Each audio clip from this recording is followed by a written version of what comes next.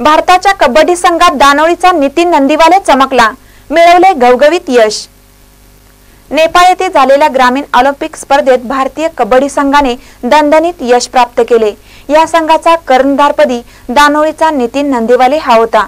नितीन नंदीवाले याच्या नेतृत्वाखाली भारतीय संघाने घवघवीत यश मिळवल्याने दानोळी परिसरातून कौतुक होत आहे। नुकत्याच नेपाळमध्ये कबड्डी स्पर्धा पार पडल्या। यामध्ये भारताच्या संघासह 8 देशाच्या संघांनी सहभाग घेतला होता। भारताच्या संघाचा कर्णधार शिरोळ तालुक्यातील दानोळी या गावचा नितीन नंदीवाले हा होता। भारताच्या संघाने इतर देशांना चितपट करत सुवर्ण पदक मिळवले आहे। नितीन नंदीवाले याची घरची परिस्थिती अत्यंत हालाकीची आहे। त्याचे आई वडील मोलमजुरी करतात व नितीनच्या खेळासाठी आर्थिक मदत करतात। त्याला सध्या आर्थिक मदतीची मोठी गरज आहे।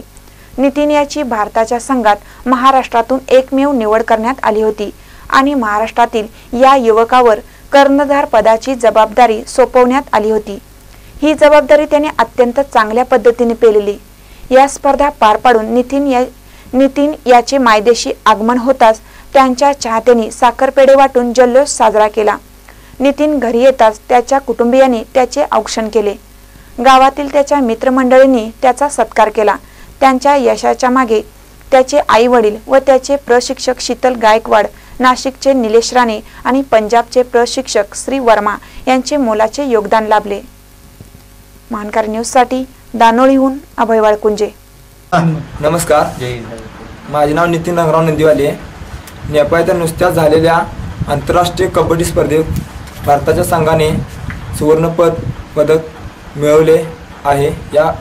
यामध्ये एकूण 8 देशांच्या संघाने भाग घेतला होता। तर देशात चितपट वरून भारताचा संघ आबादित राहून सुवर्ण पदक मिळवले। या संघाचा मी कर्णधार म्हणून काम पाहिले।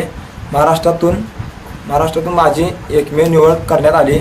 आई वडील आणि गावच्या आशीर्वादाने मी या शिखरापर्यंत पोहोचलो आहे।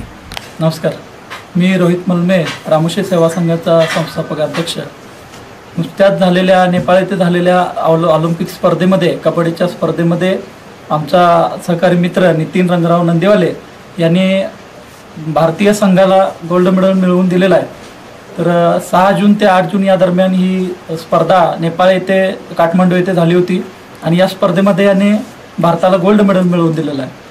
खरं बघायला गेलं तर नितीनची आर्थिक परिस्थिती ही अतिशय बेताची असताना सुद्धा आई वडिलांच्या व सर्व कुटुंबियांच्या आशीर्वादावर व गावच्या ठराविक लोकांच्या आशीर्वादावर किंवा सर्व मित्रांच्या पाठबळाने त्यानं या शिखरापर्यंत मजल मारलेले आहे। तर याला इथपर्यंत पोहोचताना फार खडतर प्रवास करावा लागलेला आहे आणि अशा हालाकीच्या परिस्थितीतून आणि नंदीवाले समाज म्हणायला गेलं तर तो समाज अतिशय भटकेविमुक्त समाज आणि अशा समाजातून त्यानं इथपर्यंत मजल मारलेलं आहे। याबद्दल सगळ्यात पहिल्यांदा मी त्याचं अभिनंदन करतो व इथून पुढच्या त्याच्या कार्यासी हार्दिक शुभेच्छा देतो।